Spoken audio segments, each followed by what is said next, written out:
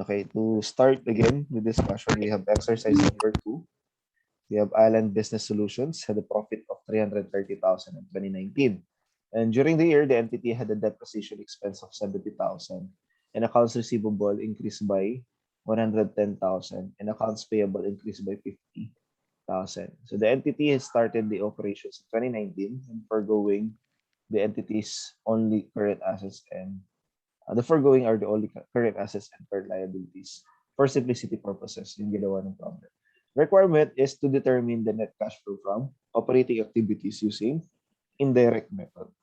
Okay, the cash flow from operating activities can be prepared, okay, or presented using direct or indirect method. Okay. When we say direct method, that is the entity's net cash provided by or used in kapag negative in operating activities is obtained by adding the individual operating cash inflows, then subtracting individual cash outflows. Okay? So yung simplest preparation of the cash flow from operating activities is to list all of your transactions related to cash inflows less cash outflows. Okay? So ibig sabihin lang po nun, sa madaling salita, lahat ng pumasok na cash for the business from the operations, di ba? Saan ba pwedeng manggaling yon? Sa mga kinita natin, di ba? From providing the services or pagde-deliver natin ng goods. Less mga expenses, cash expenses. Ganon kadali yung direct method. Okay, on the other hand, mas madali kapag actual lang ginagawa yung financial statements, yung indirect method. Bakit? Kasi ang ginagamit natin doon yung net changes sa current assets and current liabilities natin. Okay? So the indirect method again derives the net cash provided by, ibig sabihin ng net cash provided positive. Okay, naging maganda yung operation, nagbigay siya ng cash, or used in, negative yon, operating activities by adjusting the profit for income and expenses items not resulting from the cash transactions. So we have here the adjustments begin with the profit followed by the additions of expenses and charges that did not entail cash payments.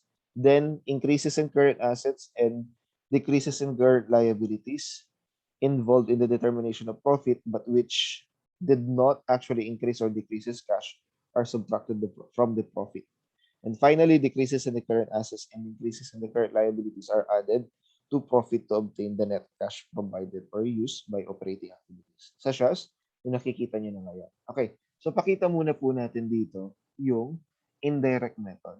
Under indirect method, we will start with the profit. Bakit profit? Kasi di ba, yung operating cash flow natin, sabi natin, nanggaling yun sa lahat ng transactions na kung saan makakapag-determine ka ng profit or loss for the period. Okay? Eh, meron na tayong income statement for that. Tama po ba? We have the income statement for that. Wait lang. Nawala ba? Dito po kayo? Naririnig ako. Yes. Okay, thank you. Pag mahina, no, kindly notify me with the chat box. Kung medyo mahina or nag-choppy. Nawala kayo. Ibig sabihin, nag-off cam kayong lahat. Nagulat ako. Okay. So, again, balik tayo dito. Ibig sabihin, may income statement na tayo for that, for the determination of the profit. Yun na lang sana. Hindi. Tandaan nyo po that the profit or the income statement is prepared using accrual basis of accounting. Under accrual basis of accounting, we recognize revenue as earned regardless when there is cash collected. Tama? Tama. And then expenses is recognized as incurred regardless when it is paid. Diba? Nagre-recognize na tayo ng expenses kahit naman na hindi pa tayo nagbabayad ng cash. Tama po? Okay, so ibig sabihin, hindi natin pwedeng pagkatiwalaan yung income statement if ang hinahanap natin ay cash. Okay? If ang hinahanap natin ay cash. Okay? So, ibig sabihin din po nito, you can have a sizable amount of profit for the period pero wala kang cash. Is it possible? Yes. Ulitin natin because of the accrual basis of accounting. Nagre-recognize tayo ng revenue kapag earn na po ito, kahit wala pang collections. Naalala po? And then, nagre-recognize din tayo ng expenses kapag nagamit na natin to or na-incur na natin to kahit hindi pa tayo nagbabayad ng cash. Maliwanag? So, ibig sabihin, hindi po katiwa-tiwala kung gusto mong malaman yung cash, yung income statement. Kasi you can have a sizable amount of profit pero wala kang cash. Okay. So, dito, ang gagawin po, i-adjust natin siya. So, mag-start daw tayo with the preparation of the direct cash flow, or sorry, direct method under cash operating, no? With the profit. So, magkano yung profit niya for the period? That's 330,000. That's 330,000. Anong gagawin daw natin? Add back all the non-cash non-cash expenses or charges. Okay. Add back. Okay, bakit add back? Start tayo with the depreciation expense. Paliwanag natin. Depreciation expense is recorded as debit to depreciation expense, credit to accumulated depreciation. Tama po ba? Okay. Yan yung entry natin.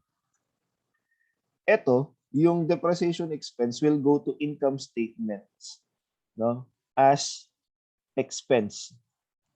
Tama? And therefore, deduction siya sa profit. Tama po ba? Tapos ito, balance sheet siya pupunta. Tapos, as a deduction to the asset. Kung ano man yung assets na pinasok siya. Di ba? Kung maalala po natin. Yan. Lagyan natin dito.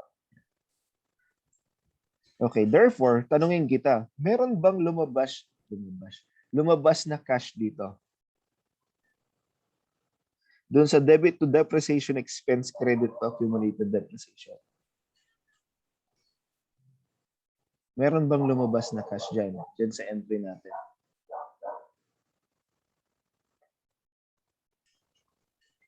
So,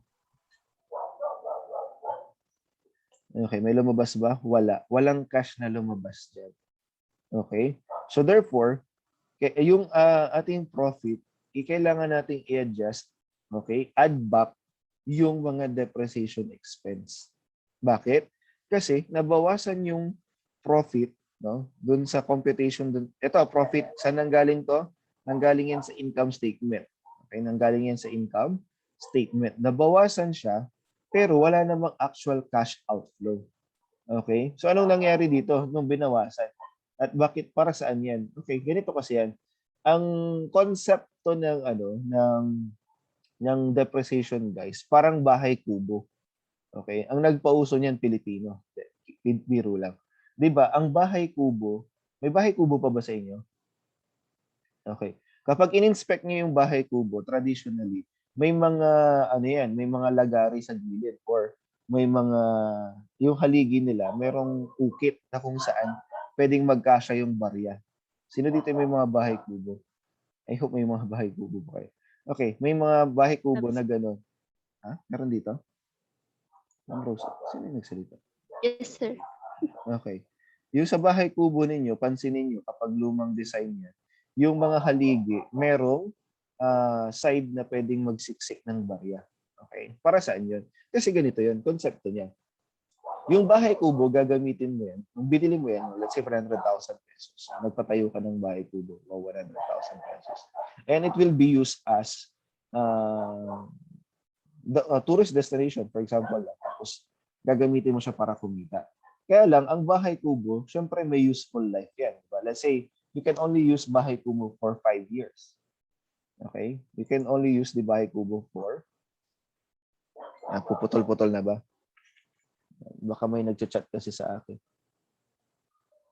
Okay na. I hope hindi choppy. Lalapit ko na lang.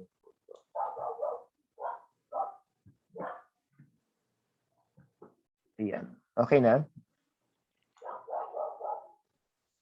Tinitingnan ko din dito. Yung kulay green. Okay na po, sir. Ito din yung palatandaan ko kaya kung okay siya or hindi. Yung kulay green doon sa mic. Okay. Yung concept again ng depreciation is parang doon sa bahay kubo. Sabi ko.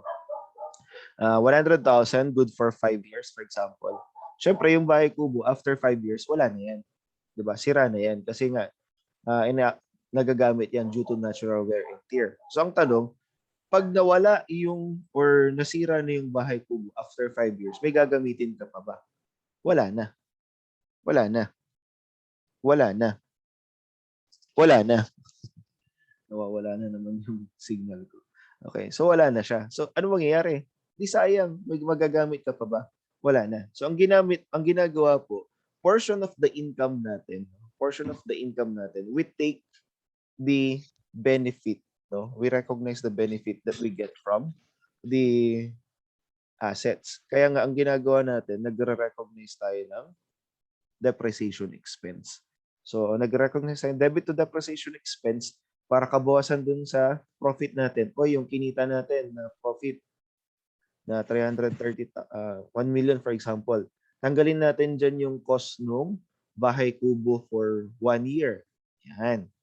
So, tatanggalin nila yon doon para meron na sila, para ang gagawin nila doon, para after 5 years, meron silang naipon para pambayad or pampagawa ulit ng bagong bahay kubo. Yun yung purpose nun. Kaya lang, in this case, hindi siya claims sa iisang asset. Like, tinanggal mo siya, let's say, tinanggal mo 20,000 pesos. No? Tinanggal mo, tinago mo sa bangko. Hindi. Hindi siya ganun na tatanggalin mo talaga siya. Kasi tingnan nyo po, naging credit to accumulated depreciation. So, ang nangyari, ang siste, naging claim siya against all assets. Okay? Yung depreciation expense natin, naging claims siya against all assets. So, ibig sabihin, tinanggal natin siya, baka hindi nyo pa maintindihan ngayon, pero ganito talaga yung kwento nun.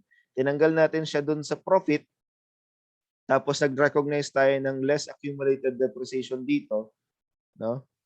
Naging claims po siya sa all assets. Ang totoo niyan, kapag kinumpit mo yung total assets mo, mas malaki siya compared dun sa naka-reflect. Kasi nga po, meron tayong claim, no, nire-reserva para sa bahay kubo pagdating ng araw na wala na yung bahay kubo after 5 years, for example, kung useful life niya is 5 years.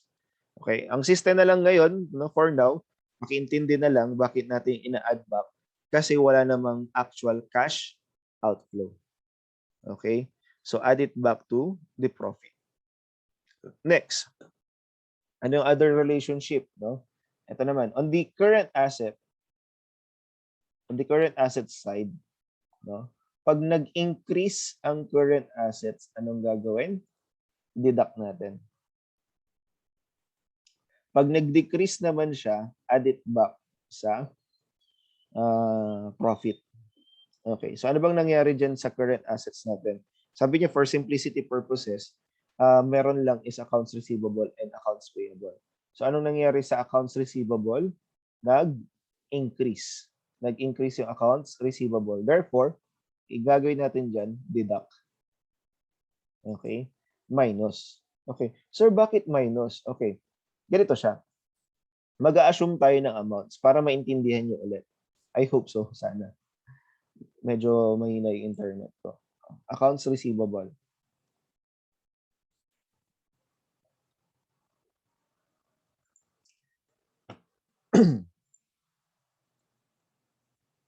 Dapat ginagawa niyo na to, no? Dapat kabisado niyo na yung ano natin.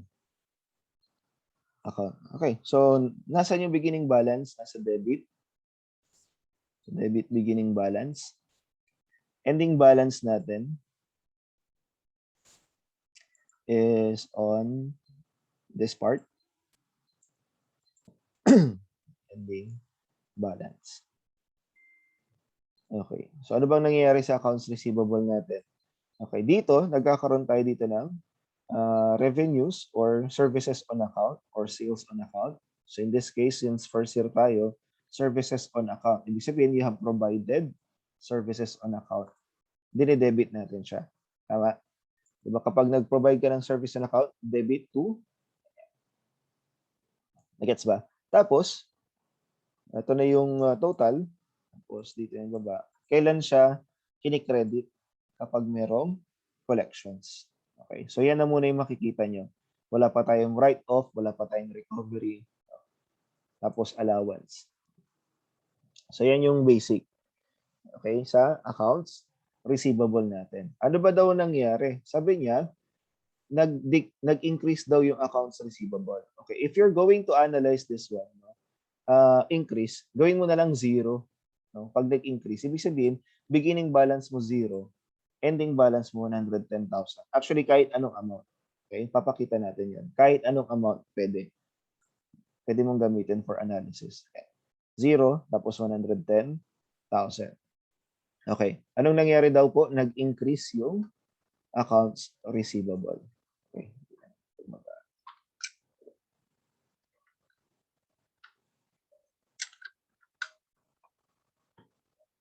OMG. Yun. Okay. Next, lagay tayo ng services on account natin. Let's say for the year, we have 1 million. Pwede. Okay. Pwede, 1 million. Okay. So, anong gagawin mo? Ay, saglit. Nawala ako. Services on account.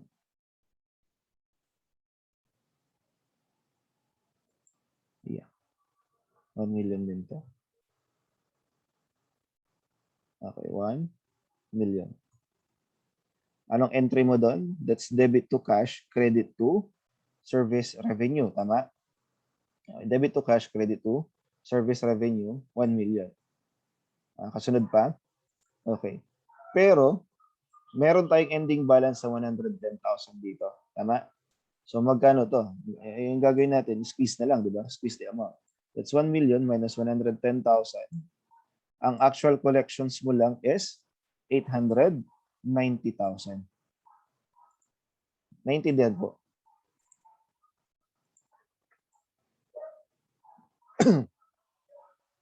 Okay, naintindihan po. Okay, ganito yan ha. Yung pumasok po, okay, yung pumasok po as revenue is 1 million. Okay? So, anong effect yan, sir? Di ba revenue minus expenses is equal to profit? Okay? So, portion nito, no, 1 million yung ni-recognize natin. Pero, merong ending balance yung accounts receivable. So, ilan lang ba talaga yung nakolekta? 890,000. So, therefore, anong ginawa nung increase sa accounts receivable? No? Anong ginawa niya? Binabawasan niya yung cash collections. Naintindihan po? Kaya pagdating dito sa profit, nileless natin yung increases in accounts receivable. Okay, nileless natin yung increases in accounts receivable. Okay, tingnan nyo to. The same pa rin po yan kahit anong mangyari. Let's say 100,000 ito. Okay, so hindi pala siya nag-automatic. Sum na lang ito. Para sa analysis natin.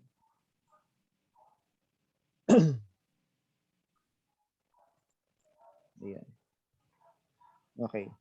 Itong analysis natin, no? 100,000 nag-increase ng 110,000. So, naging 210,000 na yung ending. Tignan nyo, the same pa rin yan, 890. Kahit anong amount, 200,000 ito. Kasi pag ganyan, mag-a-assume ka na. Plus 110 increase, so 310,000 ito. 890 pa rin yung collections.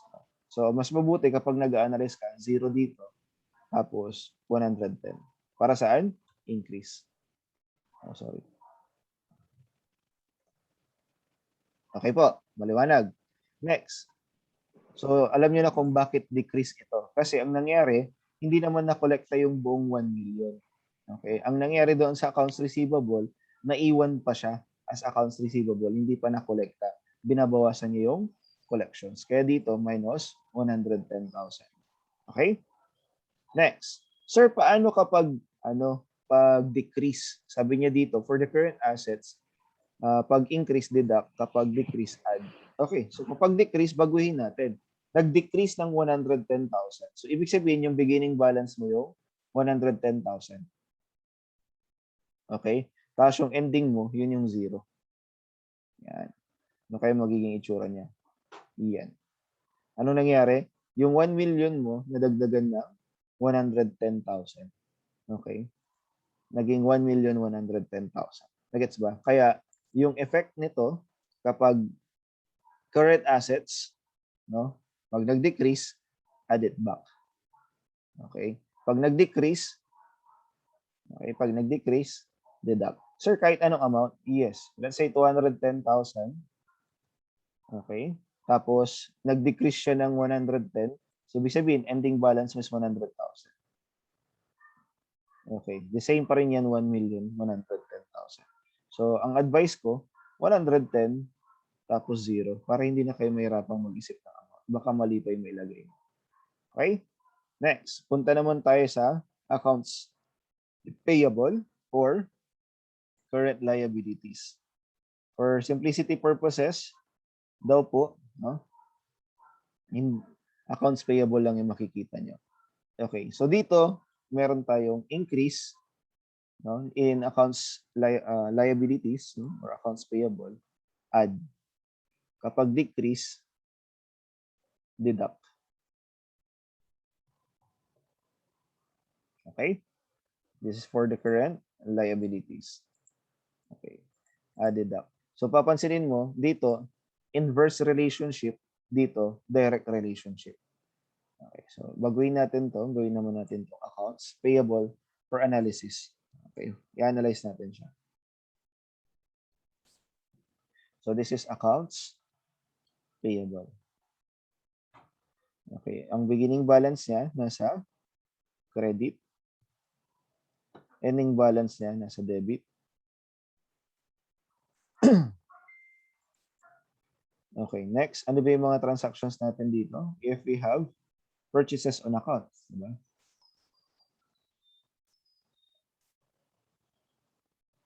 Yan. So, kunin natin ito. Simple yan lang natin. Okay. Tapos, normally, syempre, mas malaki yan. Tapos, ito, minus this. Para makuha natin ito. Okay. Ay, wag yan. Ibaba natin ito. Okay. Ano ba to? These are your... pangit. So,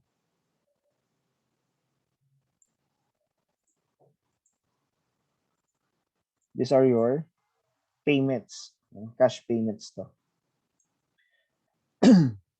These are your cash payments. Ayan. Ito nga palang ginagawa natin, no, na T-account, guys. Ito din yung gagamitin nyo kapag direct method. Pag nasa higher accounting na kayo. Okay? Pag direct method, pag nasa higher accounting na kayo. Okay? So, yung accounts payable natin dito, tsaka bills. Okay? Paglaruan natin. Sabi niya, kapag nag-increase na tayo. So, sabi niya dito, 50,000. Increase by 50,000. So, ang sabi ko sa inyo, para mas madali, 0 na lang gamitin mo. So, we have 0 and 50,000. Okay, 0 and 50,000. So, assume tayo ng amounts. So, let's say, for example, ang purchases on account natin is 500,000. Okay, so what happened dun sa cash payment? Ano nangyari dun sa cash payment?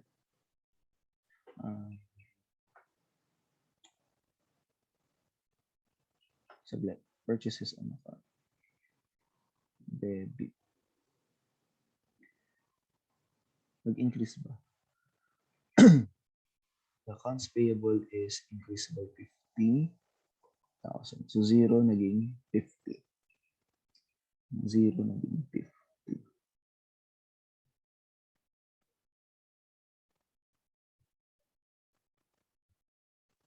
Cash.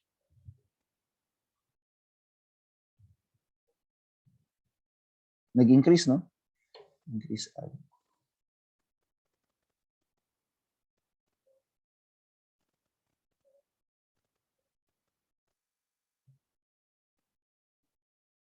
Aba, dito.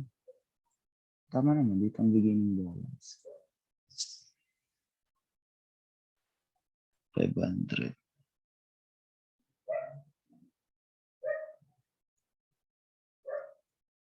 Ending balance, 450.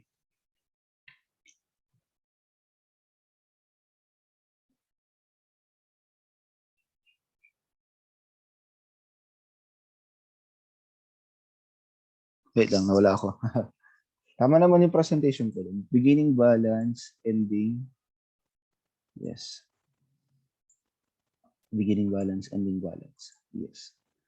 Current liabilities, accounts payable. Kulang. Alam ko na. Kulang kasi to. Wait. May ka-partner kasi to. Di ba? Diretso ko pa rin Alam ko na kung bakit aburido ako. Wait lang, wait. May ka-partner kasi to, kaya nawala ako. Let's see. Ito siya. Siya yung pinakamahirap actually. No? Meron pa tong ka-partner. This is your merchandise inventory. Sorry. So check natin to. Ay naku. Pero pakita ko lang I hope you can still follow. Pero sa merchandising na kasi sila mamurusan kasi dapat di ko naman. Para makita nyo lang muna. Para makita nyo kung bakit kapag current liabilities, add, deduct, and so on and so forth. Okay? So, pakita muna natin. We have inventory. Supplies na lang to para hindi malayo-layo sa dinidiscuss natin. So, we have supplies. Yan. Yung supplies, no, para sa services, no, nandito yung beginning balance. Ito na. Saan ako nagkamali? Tapos dito yung ending balance. Okay. So, meron tayo ditong purchases and accounts. Plus cash payments. Accounts payable. Okay, gets. So this is your purchases on accounts. Ito yung ka-partner niya. Lang, nawala ako bigla yun.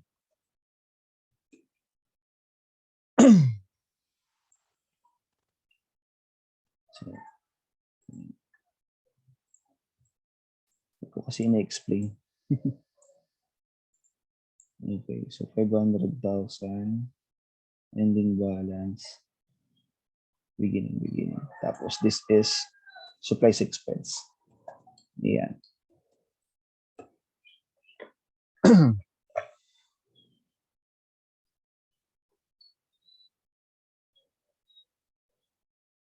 Yeah. Okay. So let's take for example ito. Okay. Beginning and ending or supplies for simplicity purposes. Zero na lang natin yata. Kahit ano. 0. Okay. Yung purchases on accounts mo naging expense na din. Pwede. Wait, nawala ako.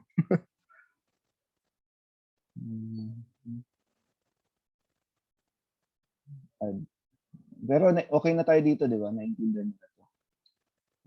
Ang problema ko yung current liabilities. Paano ko ba explain sa inyo? Kasi higher accounting na to. Okay, so cash payment for 50,000. Nag-increase yung accounts payable. From 0, naging 50.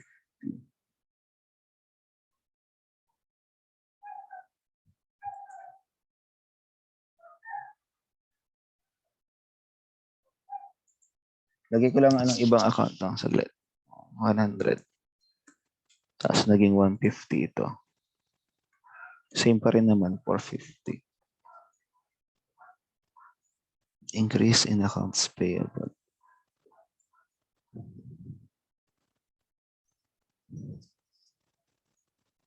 Alam ko dito maggagaling yan. Yung effect.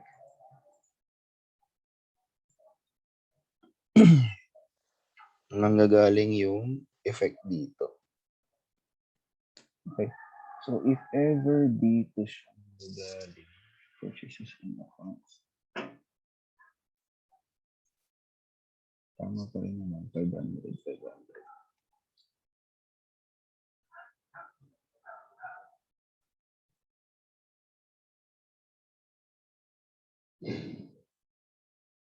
Price expense. 500,000 minus. Tama. Gets ko na. Nawala ako. Ako yung nawala, sorry. So, kasi ang iniisip ko kasi dito, inventory. So, palitan natin ng supplies kasi yun yung related sa inyo. Okay? Yun kasi yung related po sa inyo. Okay. So, let's say for example, yung supplies for simplicity purposes. Right? Hindi naman simplicity. Wala tayong beginning. No? Zero yan. Tapos, zero din yung ending. Zero din yung ending. Okay? What will happen? Okay, so these are your purchases on accounts. Total natin to. Okay, copy. Siyempre, copy to. Okay, walang ending balance. So, minus this. Yan na expense for the period. Yan na yung expense for the period. Okay, yung purchases on accounts natin. Naintindihan po. Okay. So, ito yung kapartner niya. Pasensya na kayo, naghang ako kanina. Okay, ito yung kapartner niya. Yung purchases on account mo, nandito. Okay, nandito siya. So, yung purchases on accounts mo is part of the accounts payable mo. So, let's say 100 plus 500, 600. Okay? Pero nag-increase daw yung accounts payable mo ng 50. Kaya yung ending mo naging 150,000. Okay, so equating, ang actual cash payment mo lang 450. Okay. Ang reason kung bakit yung liabilities or current liabilities ay pag nag-increase, i-add natin kasi tingnan mo yung pumunta doon sa preparation ng income statement. Okay? Yung pumunta doon sa preparation ng income statement is supplies expense na account. Okay? Magkano yung nandoon? 500,000. Okay? Yung supplies expense na account mo, ang nandoon, 500. Excuse me. Ang nandoon is 500,000. So, ibig sabihin, yung na-compute yung 330,000 na profit, no, nabawasan doon ng 500,000 from the supplies expense. Pero ang tanong, ilan lang ba talaga yung actual cash payment? 450 lang. Nagets po? 450 lang. So, anong gagawin natin? So, whether ito ay zero at ginawa mong 50,000 to for the increase, no? Same pa rin ang lalabas cash payment, 450,000. Okay? Kasi nga, ang actual cash payment lang 50, pero ang binawas dun sa preparation ng profit, 500. Kaya anong gagawin? Increases in accounts payable, add. Okay? Increases in accounts payable, add. Or increases in current liabilities, add nyo lang po siya.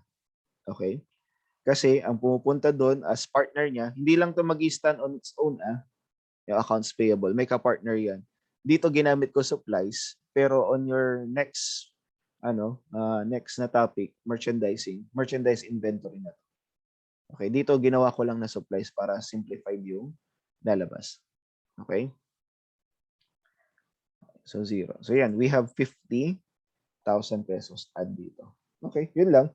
From there, anong gagawin mo na lang? Equate mo na lang. So, 330,000 profit, add back depreciation, deduct increase in accounts receivable, add increase in accounts payable to get the net cash provided. Kapag positive, that is net cash provided. So, ibig sabihin, kumita. No? Ibig sabihin, kumita yung business. Net cash provided. Intindihan po? Okay. Yun ang ibig sabihin ng net cash provided. Pag negative, net cash use. So, ibig sabihin, mas malaki yung nagastos kaysa dun sa kinita. Or from the operating activities. Yes. Mas malaki yung ginastos kaysa dun sa kinita natin. Okay?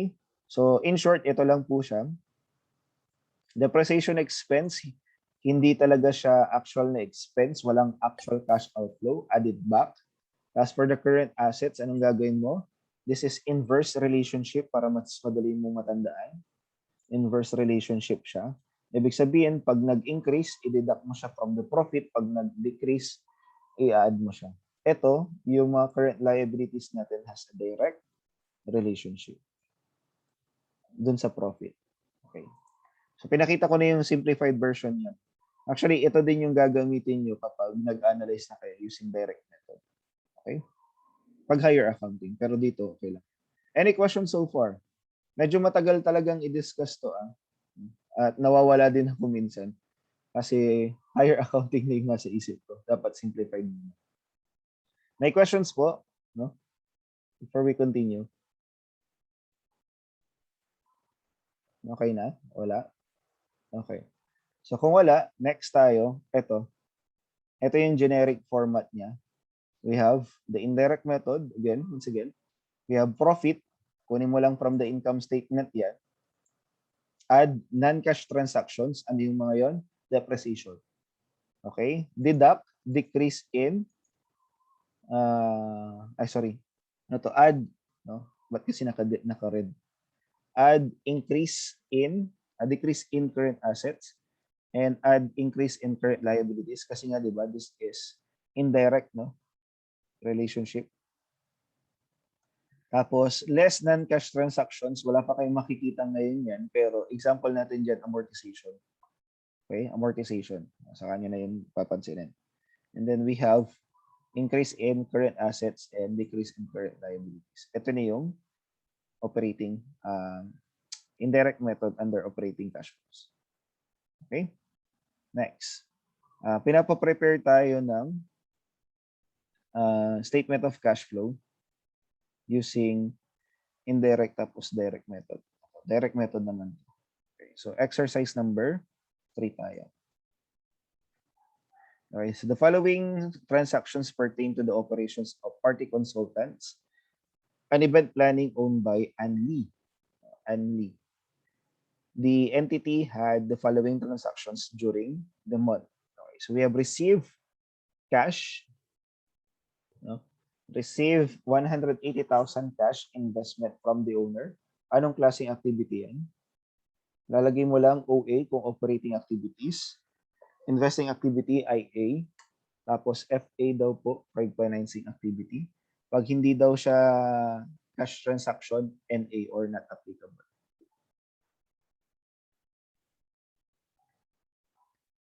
Okay, so number 1 is financing activity. Okay, number 1 is financing activity. Next, provided 400,000 services on account. Okay, services on account, you have provided services. Operations yan, di ba? So that is operating activities. Operating activities. Okay, very good. Operating activities siya. Pero non-cash transaction. Bakit? Services on account. Ano bang entry kapag services on account? Debit to accounts receivable, credit to service revenue. Yes, tama po kayo na yan ay operating activities, pero under siya ng non-cash operating activities. So ito, NA siya. Okay? Not applicable. Or kung gusto mo, to properly classify this one, this is a non-cash operating activities. Okay? So, tatandaan mo guys para hindi ka malito, kasi nakakalito bigla, di ba? Cash lang po yung transactions na ina-account mo. Cash lang. Maliwanag? Okay, next. Incurred 220,000 pesos of operating expenses on account. Anong transaction yan? Incurred 220,000. Ala, ayaw na nilang magsagot. Okay, anong klaseng transactions yan if we're going to prepare a statement of cash flow?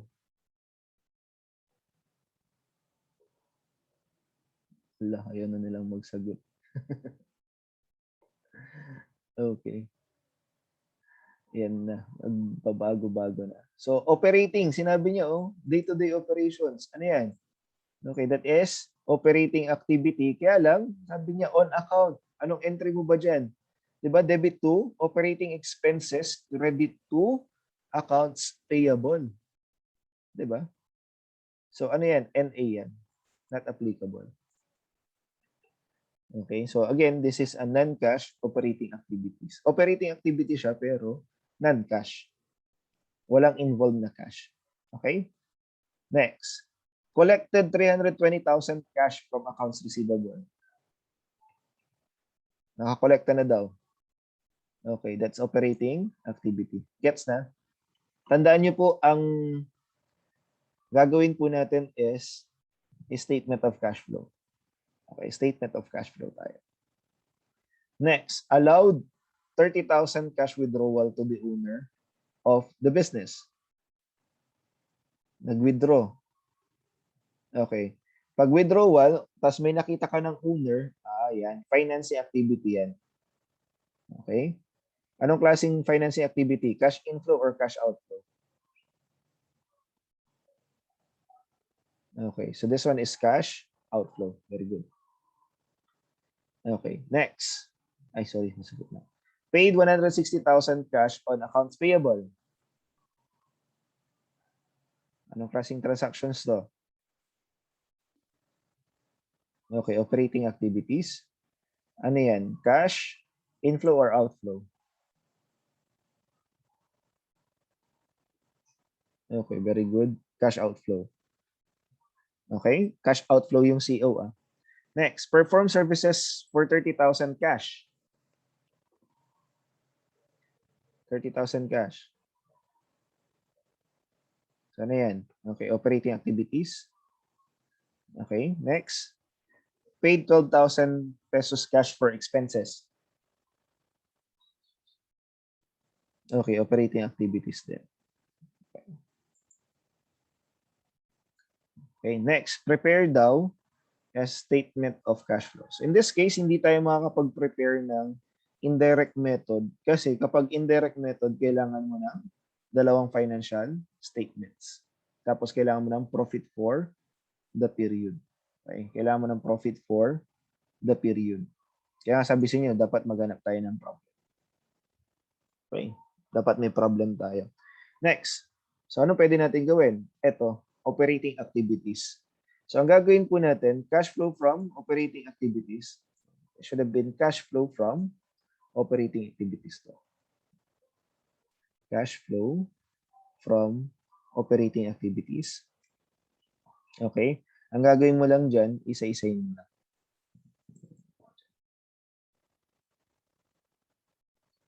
Yan.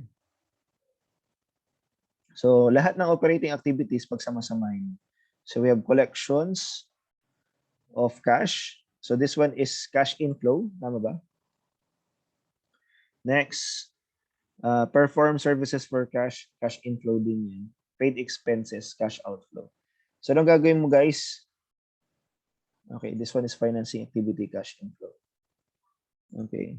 Anong gagawin natin? Pagsamahin mo lang yung mga inflow minus outflow from operating activities. Okay, so we have collections from accounts receivable. Magkano? Magkano? Meron tayong collections, 320,000 pesos. Okay, lalagay mo lang. Add cash. Ano pa ba? Cash received from services. Pagsasama-samahin mo lang. Actually, mas maganda if pagsamahin mo yung lagyan natin to. Pag-iwalay mo yan. Dapat magkasama yung cash inflow tas cash outflow. Isingit ko muna to dito.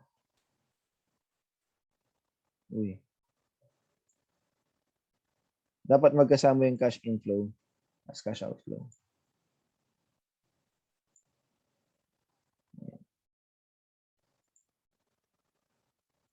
Okay? So, lahat ng cash inflow, pagsamahin mo, less cash outflow. Okay, cash outflow natin is cash payment for accounts payable. We have 160,000 for that. So, minus 160. Okay. Cash paid for expenses, magkano? 12,000 pesos. Yan. Tapos, kung wala na, anong gagawin mo lang? Yan. Net cash provided by operating activities or loss. So, kunin mo lang yung total. Pero mas maganda, no? Meron kang cash flow from operating activities, tapos cash inflow, less cash outflow. Ganon. Okay, ganon dapat. Mas maganda yan. Okay, kung peso sign to. Okay? Para makuha mo yung sagot.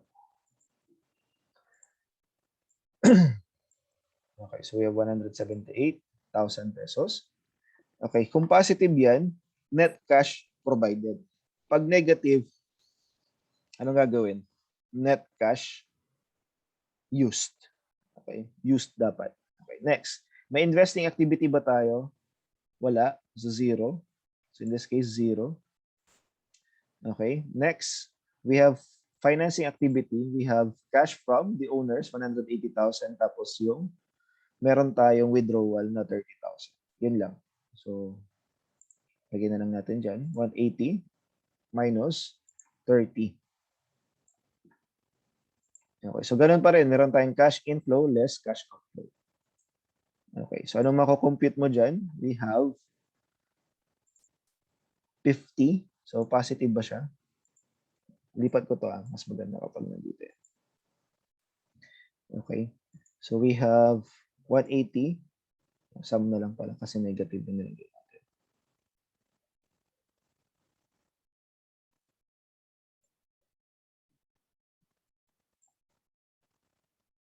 Okay? 150. So this one is net cash provided. So dito wala, zero. Okay? So anong gagawin mo lang? Pag-a-addin mo lang sila. Normally, yung investing activity will have a negative balance. Negative balance. Kasi net cash use parati yan. Pero pag nag-positive yan, kawawa. Bakit? Nagbenta siya ng properties. So kunin mo lang yung tatlo, whether increase or decrease. So add natin yung tatlo. Magkano lahat yan? That is 328,000.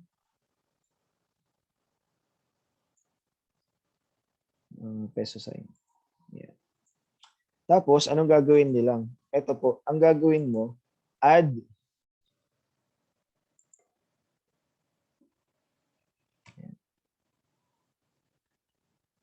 Ang gagawin nyo is add beginning cash balance to compute for the ending balance. Okay, to compute for the ending balance. So, zero to. Since zero yan, walang lalabas. 328,000. So, from 0 to 328,000. Mas maganda if we have, ang tawag nyo dito, meron tayong problem na may dalawang year. So, yung statement of cash flow ninyo, kapag kaka-start lang yung business, more or less, ganito yung magiging itsura.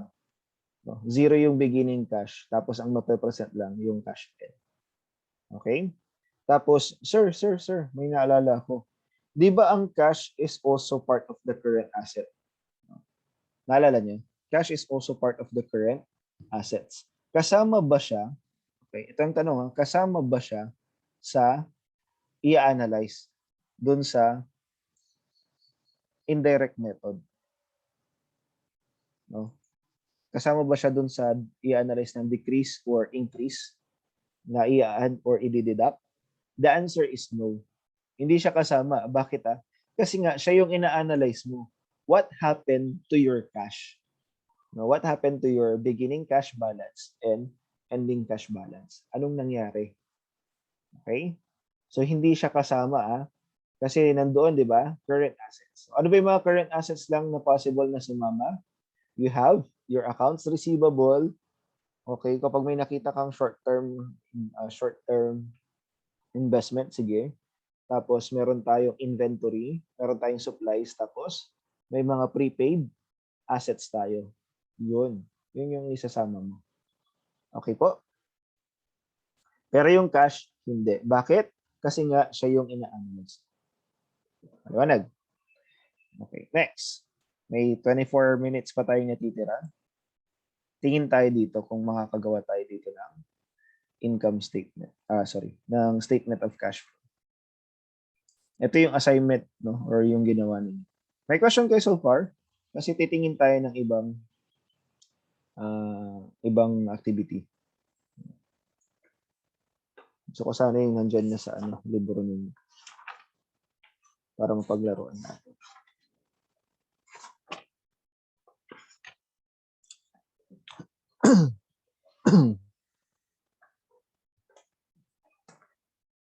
Tingnan ako. Questions po? Kasi susunod na yung merchandising.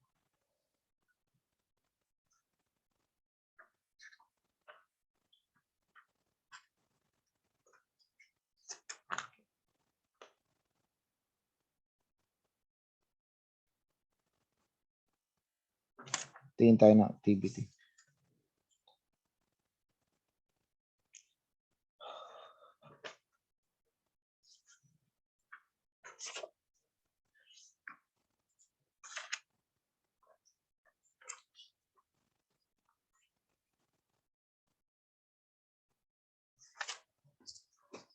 Ayun.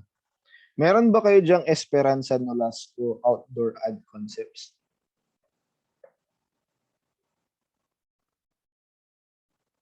For the interest of time, 20 minutes, baka makapagsagot pa tayo ng isang problem. Meron ba dyan sa inyo yung Esperanza Nolasco outdoor ad concepts? Yung may assets na cash 180, accounts receivable 110, plan 90, accounts payable 34, tapos Nolasco capital 346. Meron? Ayun. So nyo yan yung paglaruan natin? Sir. Catherine. Catherine? Ay, Catherine yung nandyan. Okay. Opo, sir. Pasen nga kung okay lang sa inyo. Yan na lang yung banatan natin, pa-picture, tapos yan yung sagutan natin. Gusto nyo? Kasi ang quiz ninyo sa Friday, aburido kasi ako. From the start. So, paano ka magpa from the start kung hindi mo alam? Diba? Sasampulan natin. Okay lang. For 20 minutes. Kaya pa yung 20 minutes. Kasi pa-picture, saglit. Pa-picture, tapos pasen. Thank you. Or picture na ma-PDF nyo, mas much better. Hintayin ko. Game. Nyo tayo, guys. Share ko yung FS preparations. Yan. Okay, so pare-parehas naman na tayo may hawak or copy. Yan. So, sana kayanin ng 18 minutes. So we have December 31, 2020, the accounting records of Catherine B. Scout, their ad concepts. Pinalitan niya lang ng pangalan. No, are as follows. Yeah. So the following accounting events applied to 2021. So sagot tayo, no? Journal entries. Yan. Ito ang mga gusto ninyo. Sabay-sabay nga nating sagutan kung kayang-kaya. We have January 1, receive. Tapos classify na natin kagad kung yan ay anong klaseng activity sa cash flow. So receive 100,000 additional cash investment from the owner. So entries, debit to cash, credit to BSK capital. Okay, anong klaseng transaction to?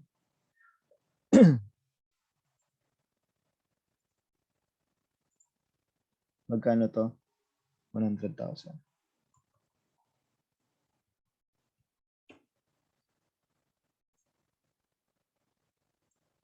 So, sige. Ayaw niyo akong samahan. Okay lang. Okay, so anong klaseng transactions to? This is a financing activity. Thank you. Next, mamark lang natin para madaling tanong. Number January 1 pa din, purchase a service vehicle that costs 80,000. The vehicle has a salvage value of 8,000 and a 3-year useful life. Okay, so para saan yan? Adjusting entries na yan. Yung information na yan. Okay, so ang kukunin mo lang, debit to service vehicle, credit to cash. Cash yun, no? Magkano?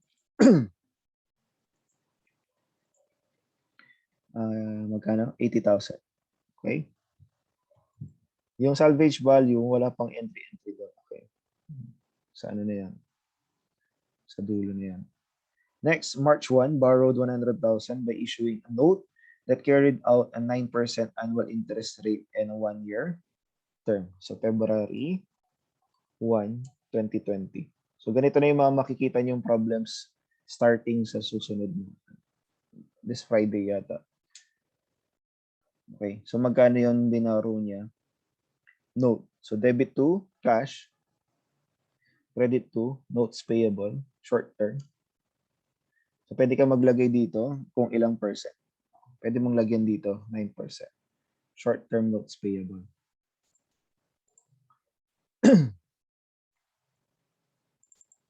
Okay. So magkano siya? Magkano yan? 100,000.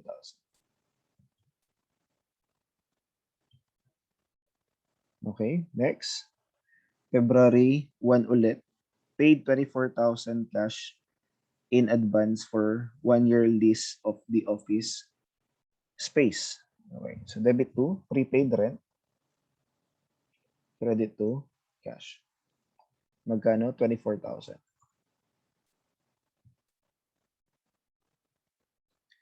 Okay. Next.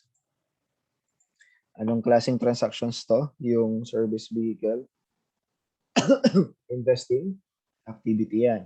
Kasi long-term assets. Okay? Hindi natin dito. Na part. Next, ito. Notes payable. Anong klaseng transaction to? Yung debit to cash, credit to notes payable of 9%. Okay, these are borrowings other than the owner. So these are financing activities. Okay, FA yan. Next, we have prepaid rent credit to cash. That is, anong klaseng transaction to? Operating activities. Operating activities yan. Okay, next. March 1, with Biesca withdraw 30,000 for emergency personal use. So entry debit to March 1, 2020. Debit to Biesca drawings or withdrawals. Credit to cash 30,000. Okay, anong klaseng transaction to? This is a financing activity. Ano naman to? Lagyan natin ng negative kasi outflow. Ibig sabihin outflow. Okay. Next. Meron pa ba? March. April 1, acquired land that cost 70,000. April 1, 2020. So debit to land, credit to cash. 70,000. Okay, anong klase activity to? Okay, investing activity. Okay, lagyan natin ng negative. Ibig sabihin, cash outflow. Okay. Next, April 1, sunod, May 1, made cash payment on accounts payable during amounting to 15,000. May 1. Okay, debit to accounts payable, credit to cash. Okay, anong klaseng transaction to?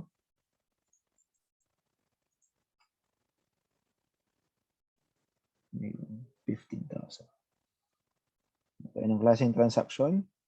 This is operating activity cash outflow. Next, May June 1. Ay, walang June. July 1. July 1, 2020.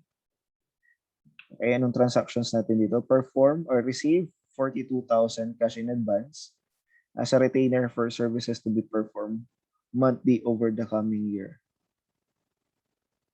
Receive as a retainer. Okay. December 31 siya. Hindi niya sinabi kung ilang taon. No? Okay, so basta nakatanggap ng cash. So debit to cash, credit to unearned service revenue. Okay, magkano? 42,000. Oh, sorry. Okay, so anong klaseng transactions to? Operating activity. Ay, hindi niyo ba nakikita yung...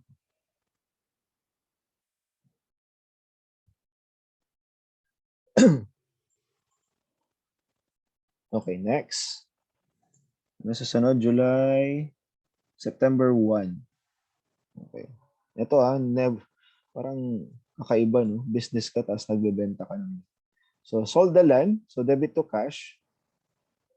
Okay, sold land for 100,000 cash. The land, original cost, 90,000. O yan, sold land for 100,000 cash. Ito bago.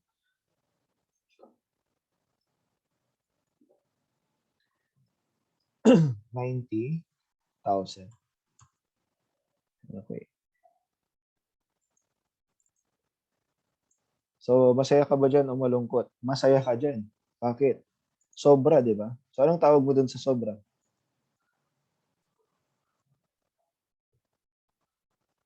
Anong tawag natin dun sa sobra?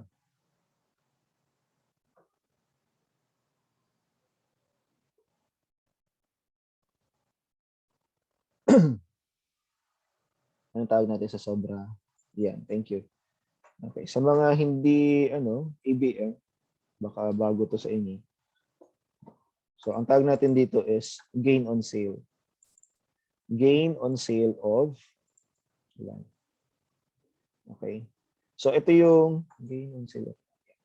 Ito yung part ng revenue natin na wala, actually, part ng income. Okay? Remember from the discussion, I think diniscuss sa inyo ito ng lamang tat. No, income encompasses both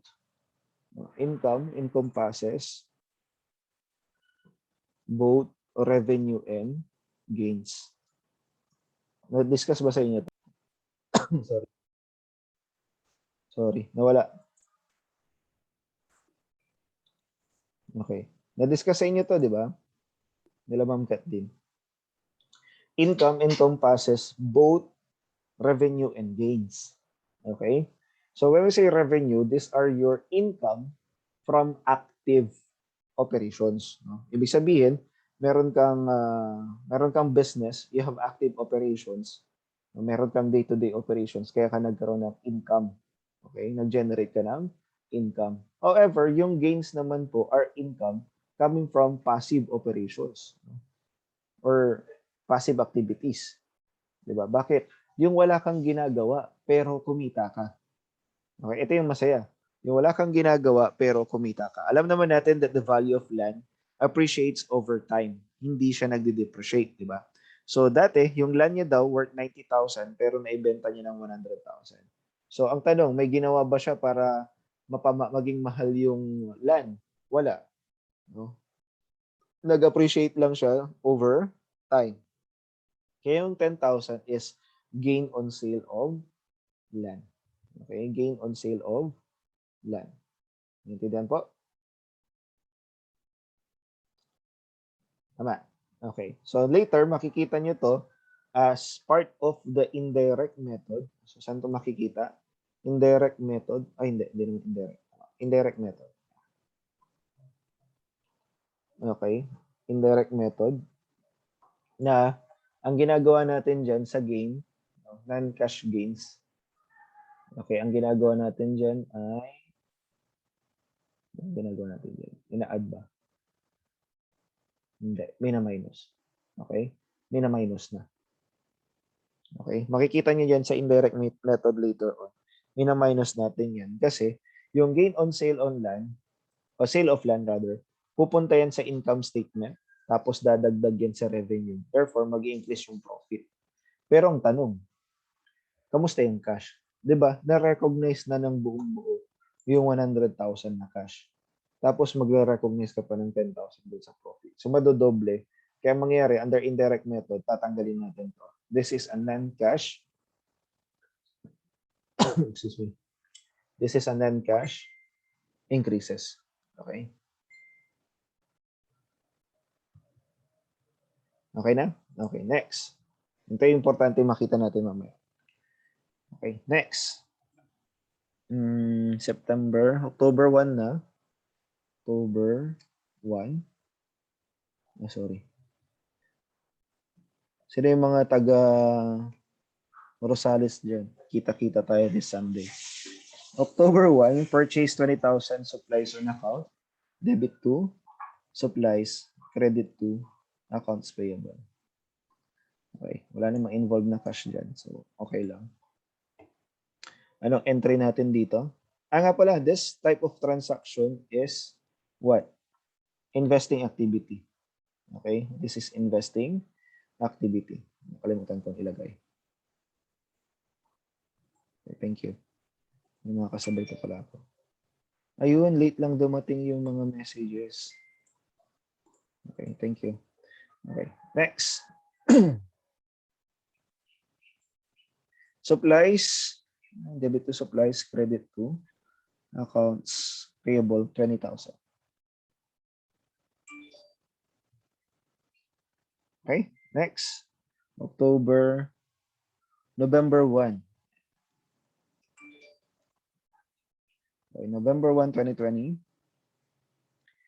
Purchase 1 year, 50,000 certificate of deposit that paid 6% annual rate of interest. Okay, annual rate of interest. Certificate of deposit.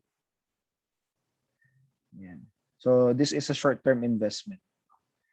Ito na, may mga lumalabas na entry na. Okay, sorry nawala ako. Tapusin lang natin yung mga journal entries. Tapos, kayo na yung gagawa ng adjustments. Tapos, yan. October 1 ang layo. No? Layo. So, this one is supplies hanggang dito. Okay. So, tapos na yung October 1. Tapusin lang natin yung mga journal entries. Tapos, ang mangyayari, adjusting entries. Tapos, kayo nang gagawa ng worksheet hanggang sa FS. Okay. Yun yung activity natin today hanggang tomorrow. Meron namang tomorrow para sa activities. Kunin nyo lang to. Okay. So, ang first thing na kailangan natin magawa is the worksheets. So, dito we have short-term investment, bagong account. Certificate of deposits kasi to. So, may short-term investment na tayo sa bangko. We have 50,000. Okay. Anong credit? Purchase a 1 year. Yeah. Credit to cash. So this one is a good example of actually investing activity to. Pwede. Although hindi siya long-term, investing activity ito. Lagay na lang natin siya dyan as hindi. Operating activity to. Sabi ko operating. Okay. For now, lagay muna natin as investing activity. No. Kaya lang kasi 1 year. Dapat ano lang to. No, I'll stick with my discussion. Operating activities.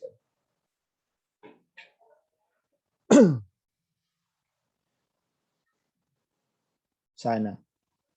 Kaya lang, hindi ko feel na operating activities kasi. Dapat hindi na lang niya ginawang short term. Okay? Gawin na lang natin investing activity yan.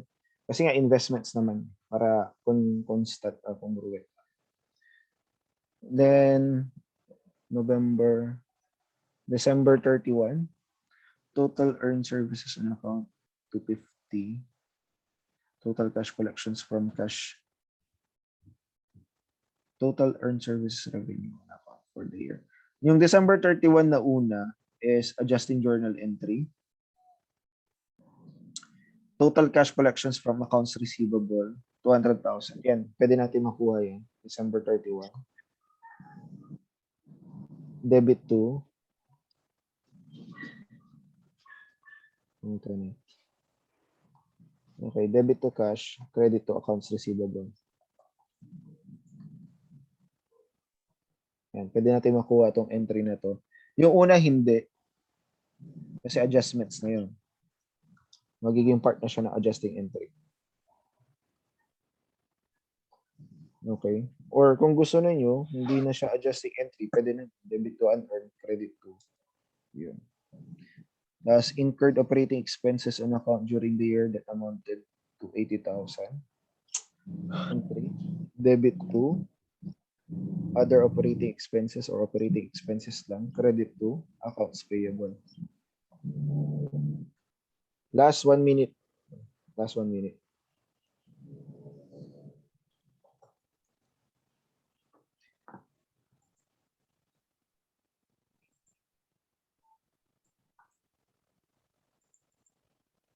Magkano yan? Rating, 80,000. Tapos we have accrued salaries and 1,000. Okay, may nagsasabi sa inyo, sir. Sir, sabi niya ganyan. Meron pa pong 250. Hindi na. Wala na yun. Bakit? Part na yan ng adjusting entries. Okay. So if we're going to prepare tawag dito, unadjusted trial balance, hanggang dito lang. The rest, hahanapin mo na. Okay. The rest, hahanapin mo na. What do you mean hahanapin?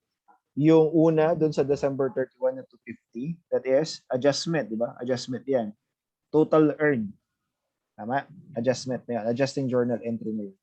Next, yung accrued salaries, 32,000. Ano yan? Adjusting entries na yan. Then, yung 1,000 supplies at year-end, ano yan? Adjusting journal entry na din yan. Next, tapos, meron tayong, ano pa? Depreciation, no? Ng January 1, ng service vehicle, adjusting entry na ulit yon. Tama? Next, yung borrowed in, ito, notes payable, may interest tayo dyan. Expense, adjustments ulit yun. Tama? Next, ano pa? Yung